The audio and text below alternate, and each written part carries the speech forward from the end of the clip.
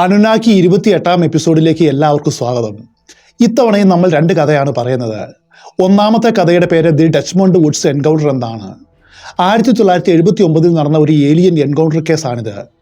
അനുനാക്കി എന്ന വിഷയത്തിൽ ചെയ്തിട്ടുള്ള മറ്റ് എപ്പിസോഡുകളുടെ ലിങ്ക് കീഴെ കൊടുക്കുന്നുണ്ട്. ഏലിയൻ വിഷയങ്ങൾ ഇഷ്ടമുള്ളവർക്ക് അത് പരിശോധിക്കാം.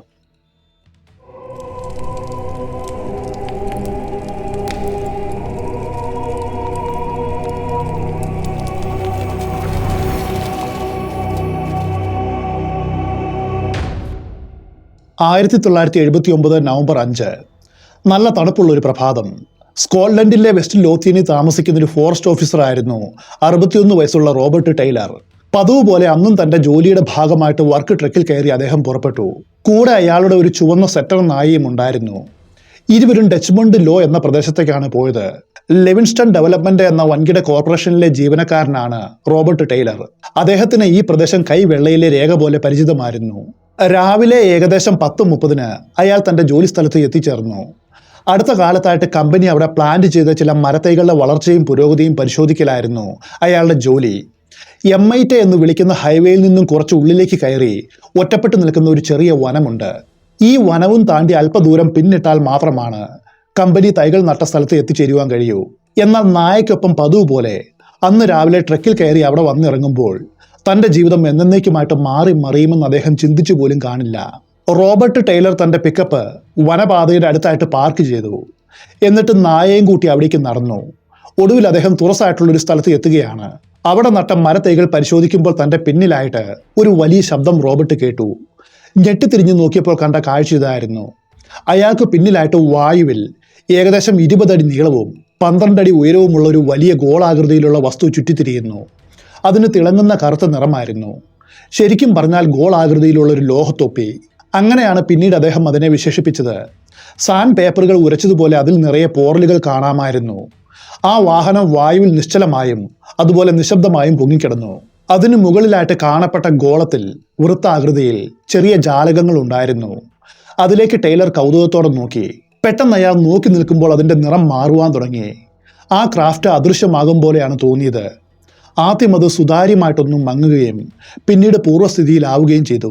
താനിപ്പോൾ കാണുന്ന ഞെട്ടിക്കുന്ന ഈ കാഴ്ച എന്താണെന്ന് അയാൾക്ക് മനസ്സിലായില്ല. പെട്ടെന്ന് ആ ഗോളത്തിൽ നിന്നും നാവികസേനയുടെ പഴയ മൈനുകളെ ഓർമ്മിക്കും വിധം ലോഹ സ്പൈക്കുകളുള്ള, അതായത് ഇരുമ്പ് മുനകൾ നിറഞ്ഞ 2 ഗോളാകൃതിയിലുള്ള ചെറിയ വസ്തുക്കൾ അയാൾക്ക് നേരെ പുറത്തേക്ക് വന്നു. ഒരു ഞെട്ടലോടെ റോബർട്ട് പിന്നോട്ട് മാറി. നിലത്ത് വീണ ആ വസ്തുക്കൾ വേഗത്തിൽ അയാൾക്ക് നേരെ ഉരുണ്ടു വരുവാൻ തുടങ്ങി. വരുന്ന വഴിയിൽ അത് മണ്ണിൽ വലിയൊരു ചാല അവശേഷിപ്പിച്ചു. ടൈലർ ഭയം മൂലം മരവിച്ചു പോയിരുന്നു. ഇതിനോടകം ആ 2 ഗോളങ്ങളും അയാളുടെ കാലുകളിൽ ഒട്ടിപ്പിടിച്ചിരുന്നു. അയാൾക്കൊന്ന് പ്രതികരിക്കുവാൻ സമയം കിട്ടും മുൻപായിട്ട് ആ വസ്തുക്കൾ ടൈലറെ പ്രധാന ക്രാഫ്റ്റിലേക്ക് വലിച്ചഴിച്ചു. അയാളുടെ പാദങ്ങൾ നിലത്ത് ഉരഞ്ഞു മുറിഞ്ഞു.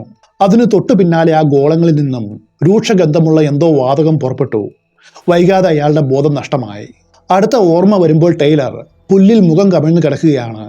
പരിഭ്രാന്തിയോടെ തന്റെ നായ തനിക്ക് ചുറ്റും ഭ്രാന്തമായിട്ട് ഓടുകയും കുരയ്ക്കുകയും ചെയ്യുന്ന ശബ്ദം അയാൾ കേട്ടു.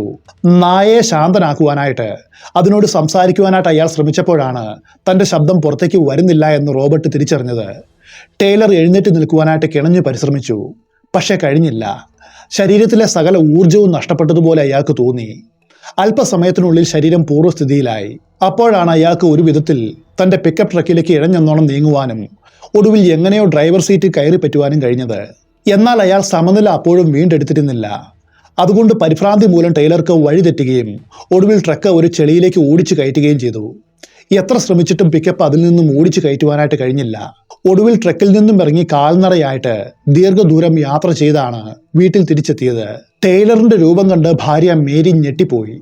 അയാളെ ആരോ ആക്രമിച്ചുവെന്നാണ് അവർ ആദ്യം വിചാരിച്ചത്. അയാളുടെ ശരീരമാസകലം രക്തത്തിൽ കുളിച്ചിരുന്നു. തുടയിലും താടിയെല്ലിലും മുറിവുകളും ഉണ്ടായിരുന്നു. തനിക്ക് എന്താണ് സംഭവിച്ചത് എന്ന് അയാൾക്ക് ഓർമ്മയില്ല. അതുകൊണ്ട് പോലീസിനെ ഈ കാര്യങ്ങൾ അറിയിക്കണമോ എന്ന തീരുമാനത്തിൽ എത്തുവാനും കഴിഞ്ഞില്ല. അയാൾ ആദ്യം തൻ്റെ ജോബ് സൂപ്പർവൈസറായ മാൽക്കം ഡ്രമ്മണ്ടിനെ ഫോണിൽ വിളിച്ച് തനിക്കുണ്ടായ അനുഭവം പറഞ്ഞു. അയാൾ വേഗം ടൈലറിന്റെ വീട്ടിലെത്തി. മാൽക്കം ഡ്രമ്മണ്ട് ടൈലർ പറഞ്ഞ കഥ വിശ്വസിച്ചു. അതിന് തെളിവായിട്ട് നിലത്തൊരിഞ്ഞ് തൻ്റെ കാലിലുണ്ടായ മുറിവുകളും മറ്റും അയാൾ കാണിച്ചു കൊടുത്തു.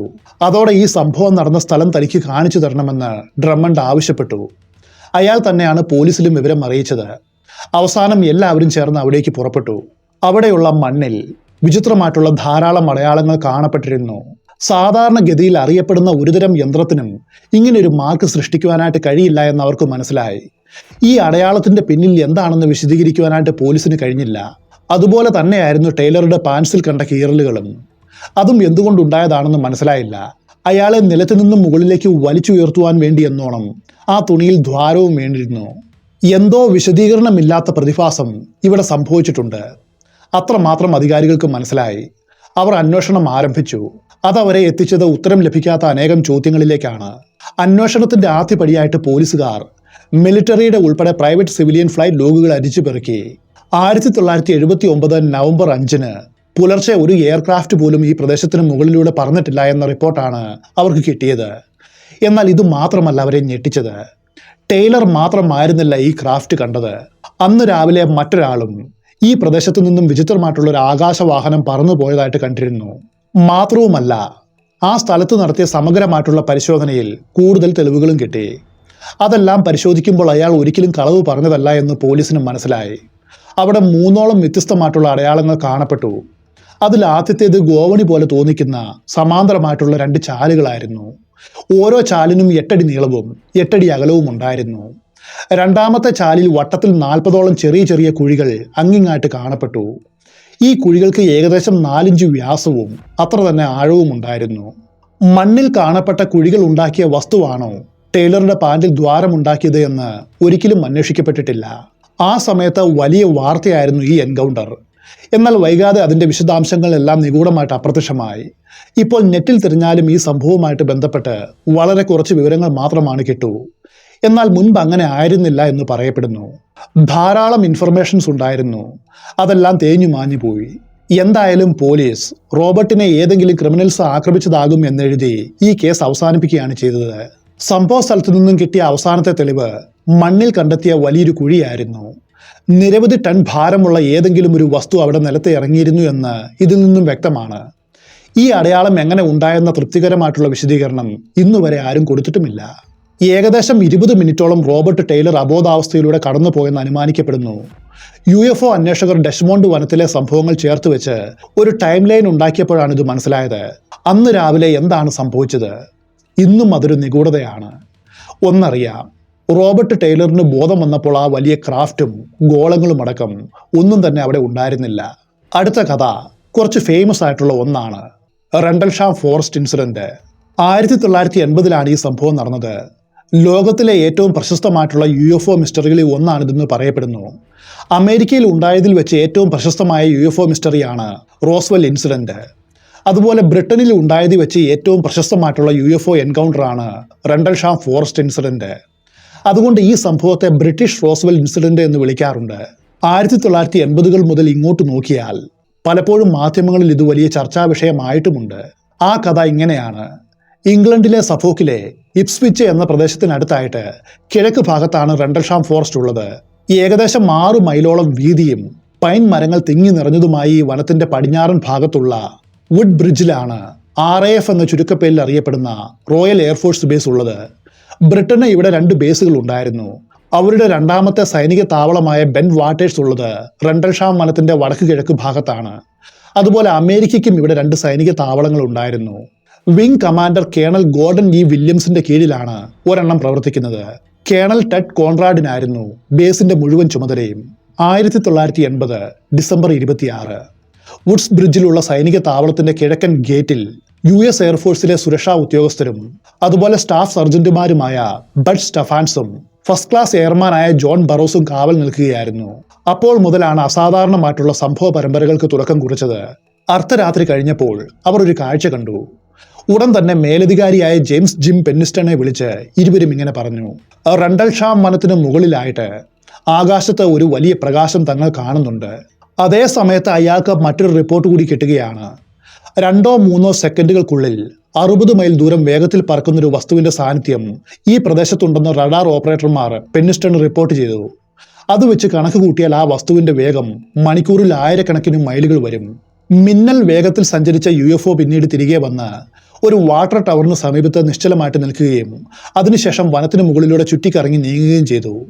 അത് ഏതു വസ്തുവാണെങ്കിലും അതിന് പിന്നിൽ ബുദ്ധിയുള്ള ഒരു ജീവിയുണ്ടെന്നും അതിന്റെ നിയന്ത്രണത്തിലാണ് അത് സഞ്ചരിക്കുന്നത് എന്നും പെന്നിസ്റ്റണ് മനസ്സിലായി. പെട്ടെന്ന് ആ പ്രകാശം വനത്തിന്റെ ഉള്ളിലേക്ക് മറഞ്ഞു. ഒരുപക്ഷെ ഒരു വിമാനം ക്രാഷ് ലാൻഡ് ചെയ്തതായിരിക്കുമെന്ന് കരുതി ആ സംഭവ സ്ഥലത്ത് പോയിട്ട് നോക്കുവാനായിട്ട് അപ്പോൾ ബേസിന് പുറത്ത് ഡ്യൂട്ടിയിലുണ്ടായിരുന്ന 3 സൈനികരോട് അദ്ദേഹം ആവശ്യപ്പെട്ടു. ഈ കാഴ്ചകൾ അവരും കാണുന്നുണ്ട്. അവരിൽ ഒരാളായ സർജന്റ് സ്റ്റെഫാൻസ് ഉടനടി കൊടുത്ത മറുപടി ഇങ്ങനെയായിരുന്നു: ആ ക്രാഫ്റ്റ് അത് തകർന്നു വീണതല്ല, അത് ലാൻഡ് ചെയ്തതാണ്. ഉടൻ തന്നെ പെന്നിസ്റ്റണും അവിടേക്ക് വന്നു. സംഭവം നേരിൽ കണ്ട് പരിശോധിക്കുവാനായിട്ട് അയാൾ തീരുമാനിച്ചു. അന്ന് രാത്രിയിൽ 3 പേരാണ് വെളിച്ചം അവസാനമായിട്ട് കണ്ട ആ സ്ഥലത്തേക്ക് പുറപ്പെട്ടത്. അവരുടെ പേരുകൾ ഇതാണ്: പെന്നിസ്റ്റൺ, ജോൺ ബറോസ്, എയർമാനായിട്ടുള്ള എഡ്വേർഡ് എൻ കബൻസാഗ്. സ്ഥലത്തോടടുക്കാറായപ്പോൾ അവർ ഒരു കാഴ്ച കണ്ടു. ദൂരെയായിട്ട് മരങ്ങൾക്കിടയിൽ വിവിധ നിറങ്ങളിലുള്ള ലൈറ്റുകൾ മിന്നിമറയുന്നു. അതേ സമയത്ത് റേഡിയോ സന്ദേശം വഴി വിമാനമൊന്നും അതുവഴി പോയിട്ടില്ല എന്ന അറിയിപ്പും അവർക്ക് കിട്ടി. അതോടൊപ്പം മറ്റൊന്നുകൂടി സംഭവിച്ചു. പെട്ടെന്ന് റേഡിയോ പ്രവർത്തനരഹിതമായി. ആ സമയത്ത് നല്ല ഇരുട്ടാണ്. എങ്കിലും വനത്തിൽ മാത്രം പ്രകാശമുള്ളതായിട്ട് അവർ കണ്ടു. അതോടൊപ്പം അടുത്തുള്ള ഫാമിലെ മൃഗങ്ങൾ ഭ്രാന്ത് പിടിച്ചതുപോലെ പെരുമാറുവാനും തുടങ്ങി. അവർ കാടിനെയും തുറസായ വയലിനെയും വേർതിരിക്കുന്ന വേലി മറികടന്നു. അവിടെയുള്ള ഒരു കർഷകന്റെ വീടിനടുത്ത് എവിടെയോ നിന്നുമാണ് ശക്തമായിട്ടുള്ള വെളിച്ചം വരുന്നത്. അവർ അതിന് നേർക്ക് നടന്നു. പെട്ടെന്ന് അവരുടെ റേഡിയോകൾ വീണ്ടും പ്രവർത്തനക്ഷമമായി. അപ്പോഴേക്കും ആ വെളിച്ചത്തെ അവർ സമീപിക്കാറായിരുന്നു. എത്രയും വേഗം കൺട്രോൾ സെന്ററിലേക്ക് ബന്ധപ്പെടുവാനായിട്ട് കഴിയുന്ന നല്ല ഒരു സ്ഥലം കണ്ടെത്തുവാനായിട്ട് കബൻസാഗിനോട് പെന്നിസ്റ്റൺ പറഞ്ഞു. അതിനായിട്ട് കബൻസാഗ് ഈ ഗ്രൂപ്പിൽ നിന്നും വേർപിരിഞ്ഞു പോവുകയാണ്. ഇപ്പോൾ 2 പേർ മാത്രമാണ് അവിടെ അവശേഷിച്ചത്: പെന്നിസ്റ്റണും ബറോസും. അവർ അല്പം ദൂരെയായിട്ട് വിചിത്രമായിട്ടുള്ള ഒരു ക്രാഫ്റ്റ് കണ്ടു. അതിന് നേർക്ക് നടന്നു. ഇതിനിടയിൽ ഒരു കാര്യം ഇരുവരും ശ്രദ്ധിച്ചിരുന്നു: ഒരു വിമാനം തകർന്നതിൻ്റെ യാതൊരു സൂചനയും അവിടെയില്ല. അങ്ങനെ സംഭവിച്ചാൽ വനമായതുകൊണ്ട് വൃക്ഷങ്ങൾ ഒടിയുകയോ അതുപോലെ തീപിടുത്തമോ അങ്ങനെ എന്തെങ്കിലും കാണേണ്ടതാണ്. പക്ഷെ അങ്ങനെ ഒന്നുമില്ല. പിന്നീട് പെന്നിസ്റ്റൺ പറഞ്ഞത് ഇങ്ങനെയാണ്: ഞങ്ങൾ അന്ന് അവിടെ കണ്ടത് ഇന്നുവരെ കാണാത്ത തരത്തിലുള്ള ഒരു എയർക്രാഫ്റ്റ് ആണ്. 9 അടി ഉയരവും 9 അടി വീതിയുമുള്ള ലോഹം കൊണ്ട് നിർമ്മിച്ച ഒരു വസ്തു. അതിന്റെ പുറം ഭാഗത്ത് നീലയും മഞ്ഞയും നിറത്തിൽ ലൈറ്റുകൾ കത്തുന്നുണ്ടായിരുന്നു. പേടകത്തിൽ ഹൈറോഗ്ലിഫിക് ലിപിയോട് സാമ്യമുള്ള ചില സിംബലുകളും ഉണ്ടായിരുന്നു. ഏറ്റവും മുകളിൽ ചുവപ്പ് നിറത്തിൽ ഒരു വെളിച്ചം മിന്നുന്നുമുണ്ട്. ഈ ക്രാഫ്റ്റിന് ലാൻഡ് ചെയ്യുവാനുള്ള പാടുകളില്ലായിരുന്നു. നല്ല കറുത്ത നിറത്തിൽ മിനുസമുള്ളതായിരുന്നു അതിന്റെ പുറം ഭാഗം. അങ്ങനെ പറയുവാനുള്ള കാരണം അയാൾ അതിനെ തൊട്ടു നോക്കിയിരുന്നു. ഇനിയാണ് ഈ കഥയിലെ പ്രധാനപ്പെട്ട ഭാഗം വരുന്നത്. പെന്നിസ്റ്റന്റെ കൈവശം ഒരു ക്യാമറ ഉണ്ടായിരുന്നു. അയാൾ അതുപയോഗിച്ച് പേടകത്തിന്റെ 36 ചിത്രങ്ങൾ എടുത്തു. ഇത് അദ്ദേഹത്തിന്റെ അവകാശവാദമാണ്. അദ്ദേഹം പിന്നീട് 2014 ദി എൻകൗണ്ടർ ഇൻ റണ്ടൽഷാം ഫോറസ്റ്റ് എന്നൊരു പുസ്തകം എഴുതിയിരുന്നു. അതിലും ഈ കാര്യങ്ങൾ പറയുന്നുണ്ട്. അന്ന് അവർ കണ്ട ആ ക്രാഫ്റ്റിന് 1980കളിൽ എന്നല്ല ഇപ്പോഴുള്ള ടെക്നോളജിക്ക് പോലും നിർമ്മിക്കുവാനായിട്ട് കഴിയില്ല എന്നും എടുത്തു പറയുന്നുണ്ട്. അധികം വൈകാതെ ആ ക്രാഫ്റ്റിലെ ലൈറ്റുകൾ കൂടുതൽ ശക്തമായി. അവർ ഞെട്ടിപ്പോയി. അടുത്ത നിമിഷം അത് നിശബ്ദമായിട്ട് നിലത്തു നിന്നും മുകളിലേക്ക് ഒഴുകിയെന്നോണം ഉയർന്നു. പിന്നെ മരങ്ങൾക്കിടയിലൂടെ അതിവേഗത്തിൽ അപ്രത്യക്ഷമായി. തങ്ങൾ കണ്ട കാര്യം റിപ്പോർട്ട് ചെയ്യുവാനും തെളിവുകൾ നൽകുവാനും അവർ ബേസിലേക്ക് പാഞ്ഞു. ഈ തെളിവുകളുടെ കൂട്ടത്തിൽ പെന്നിസ്റ്റന്റെ ലോഗ് ബുക്കും ഉണ്ടായിരുന്നു. അതിൽ അദ്ദേഹം വളരെ വ്യക്തമായിട്ട് അന്ന് രാത്രിയിൽ ഉണ്ടായ കാര്യങ്ങൾ എഴുതിയിരുന്നു. 2 റോൾ ഫിലിമുകളാണ് ഫോട്ടോ എടുക്കുവാനായിട്ട് അന്ന് അയാൾ ചെലവഴിച്ചത്. എന്നാൽ അത് ഡെവലപ്പ് ചെയ്തപ്പോൾ കിട്ടിയ ചിത്രങ്ങൾ അത്ര തെളിച്ചമുള്ളതായിരുന്നില്ല. ആ ഫോട്ടോകൾ ഓവർ എക്സ്പോസ്ഡ് ആയിരുന്നു.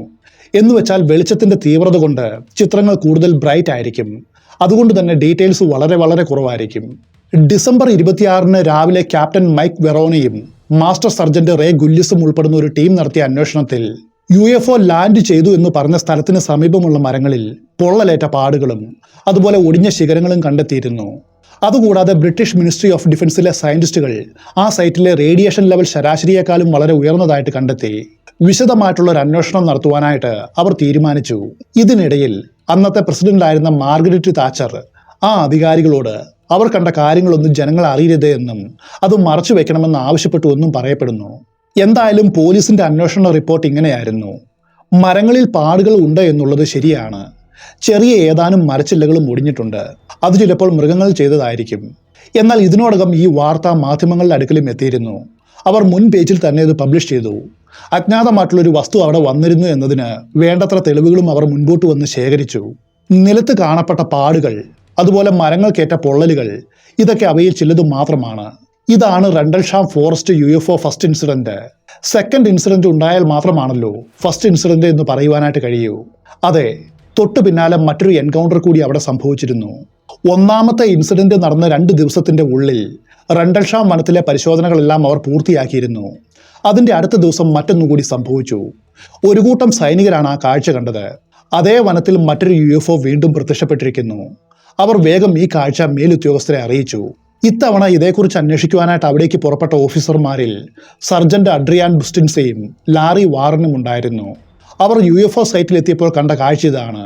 റേഡിയേഷൻ ഡിറ്റക്ട് ചെയ്യുവാനായിട്ട് ഉപയോഗിക്കുന്ന ഉപകരണം ഉപയോഗിച്ച് ഏതാനും ഓഫീസർമാർ വിചിത്രമായിട്ടുള്ളൊരു വസ്തുവിന് ചുറ്റുമായിട്ട് നിൽക്കുന്നു.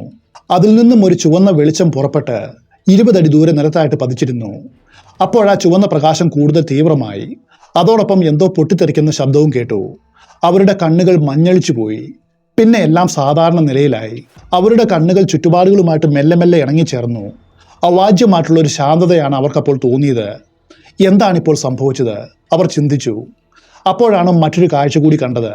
അവരുടെ മുൻപിൽ ഇപ്പോഴുള്ള ക്രാഫ്റ്റിന് സമാനമായിട്ടുള്ള മറ്റൊന്നുകൂടി സമീപത്തായിട്ട് വനത്തിൽ ഇറങ്ങുന്നു. ഇത്രയുമായതോടെ വിംഗ് കമാൻഡർ വില്യംസ് അതിനു നേർക്ക് നടക്കുവാനായിട്ട് തുടങ്ങി. വളരെ യാന്ത്രികമായിട്ട് വാറനും ബുസ്റ്റിൻസയും വഴി മാറിക്കൊടുത്തു. പിന്നെ അവരുടെ ഓർമ്മകൾക്കും എന്തോ സംഭവിച്ചു.